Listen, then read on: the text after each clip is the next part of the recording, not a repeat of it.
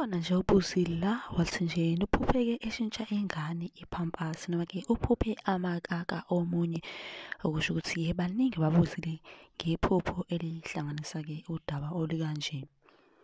Ngizochaza nje konke mayelana-ke namakaka uma uwaphupha ukuthi ngabe-ke achaza ukuthini.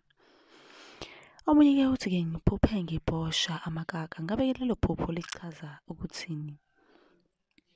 Ngesinye isikhathi-ke ukuphupha amakaka akusiyona-ke into enhle. Kuyenzeka-ke kube ukuthi-ke unesichitho.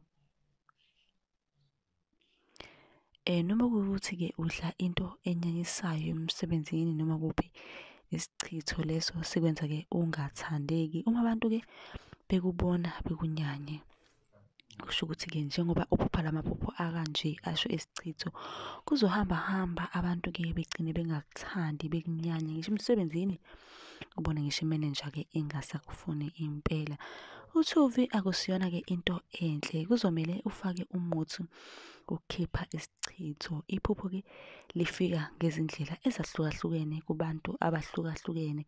Omunye-ke uzophupha amasimba akhe, omunye-ke ephuphe amasimba ethoyilethe, omunye-ke ephuphe yena ephakathi-ke ethoyilethe enza-ke unamba 2.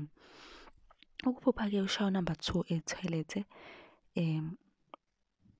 lokhu-ke akusiyo into enhle, nakho kuyisichitho. Akhona-ke amanye amaphupho esichitho, ukuphupha nje ukuhlanza noma umhlanzo, ukuphupha uchama noma-ke ubone umuntu echama, ukuphupha izimpethu, ukuphupha iselesele, sengisho ixoxo noma ngithi amaxoxo, ukuphupha inyama yengulube noma ingulube uqobo lwayo.